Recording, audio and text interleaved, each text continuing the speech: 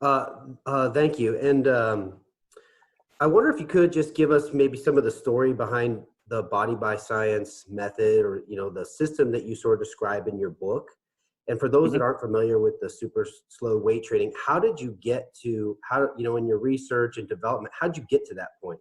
And How did it get there? Okay, so high intensity exercise was really kind of had its birth with Arthur Jones, who was the inventor of Nautilus exercise equipment back in the 70s.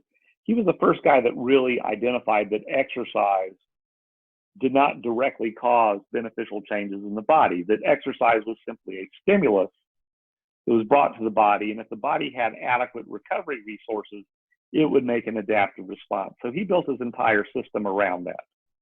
And it worked well. He didn't really focus a whole lot on movement speed.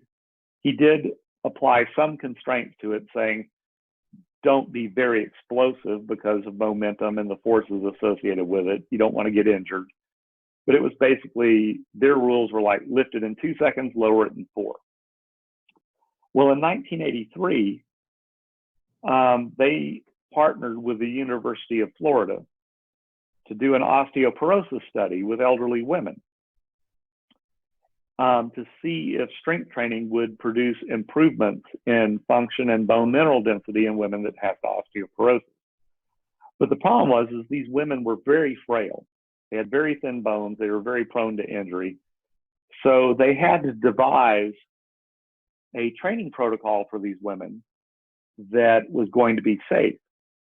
So they had to really watch the amount of force that was going to be transmitted onto their bones. The way they went about this was to produce a protocol of exceedingly slow movement, where the weight was lifted very gradually over a course of 10 seconds, and then lowered over a course of 5 to 10 seconds, depending upon the equipment. So to diminish the force that they were seeing. Force is mass times acceleration, and they were just trying to take acceleration out of the equation as much as possible so they could strength train these frail women and not hurt them. Well, when they applied this, they found 2 things. 3 times a week was way too much. They couldn't recover. So they went down to 2 times a week. And when they did, they found a rate of progress in those elderly, frail women that was much faster than they had seen previously. The assumption initially was, well, it may be just because they're so deconditioned, we're starting from such a low point that we're getting a running start on things, and that may be why. But what they did was they took the protocol and they applied it to the athletes at the University of Florida, so the athletes that would visit Nautilus training headquarters. And what they found was that accelerated rate of improvement in terms of strength gains, muscle mass gains, was evident in younger and healthier people as well. And what they came to realize is that they had simply stumbled upon a mechanism to make the stimulus more aggressive. The muscle was under a more continuous load, which resulted in a more aggressive and rapid and deeper fatiguing of the skeletal muscle, which triggered a more powerful stimulus. But they also figured out that a little went a long way. So you had to truncate how long the workout was out of necessity, and the frequency of the workout had to go out a little bit longer to allow for complete recovery. And that's kind of how super slow was born. And that's kind of the protocol that we largely relied on in Body by Science to kind of create the template for what was going to be the book. okay.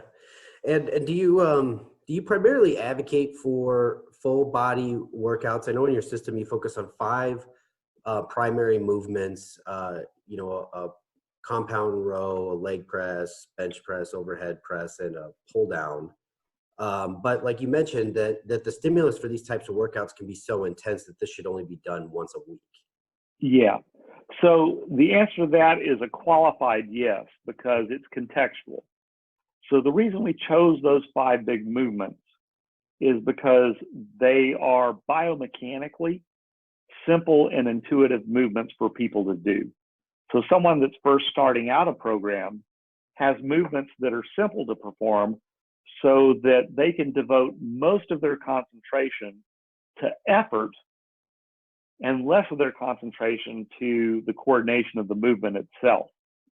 Also, those 5 big movements tend to cover all of the muscular structures of the body. So you're getting a lot of bang for the buck.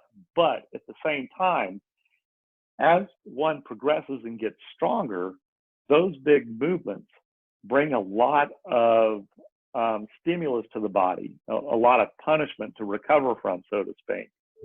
So initially, when you first start out, 5 big, large body movements are recoverable in 3 to 7 days.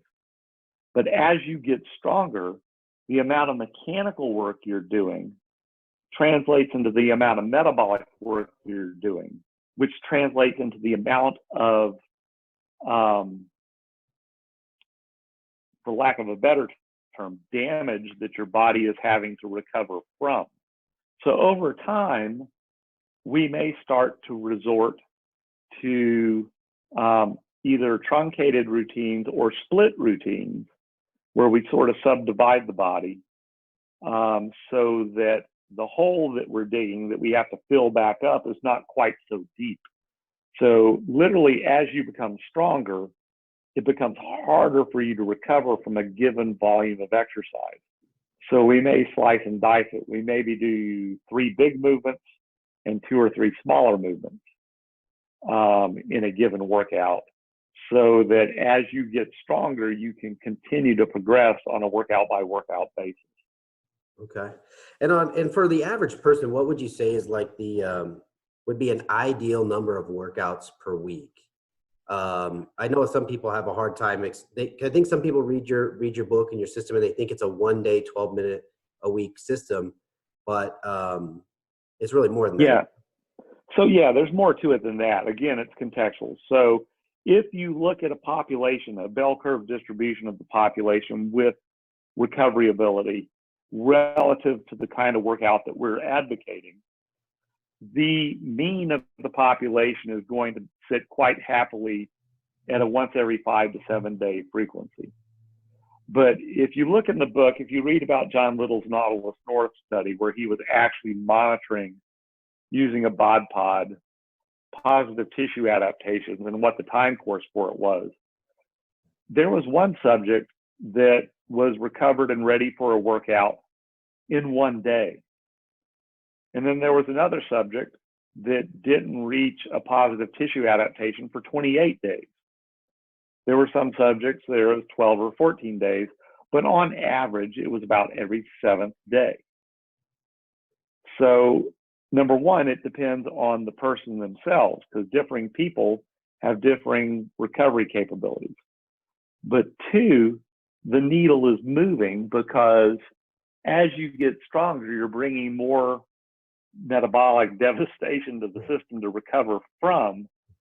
So that changes over time. So in the very beginnings, when someone first starts and they're not that strong, most people can train twice a week quite easily, until they start to bump up against a plateau. And then you may want to space them out to, rather than a Monday, Thursday, it may go Monday, Friday, Wednesday, Monday, Friday, Wednesday. And then once they hit another plateau with that, it may space out to every 7th day after that. Okay. So it is a little bit of a moving needle based on where you are in your training and how adept you are at training really, really hard. And when you become quite strong and very adept at really emptying the tank, so to speak, that can affect the recovery dynamic. So it's a little bit of a Venn diagram that you have to adjust for over time. But once you become, in the early stages, adept at what workout by workout progress feels like, you can tell when that starts to go away and how to sort of adjust that Venn diagram on the fly.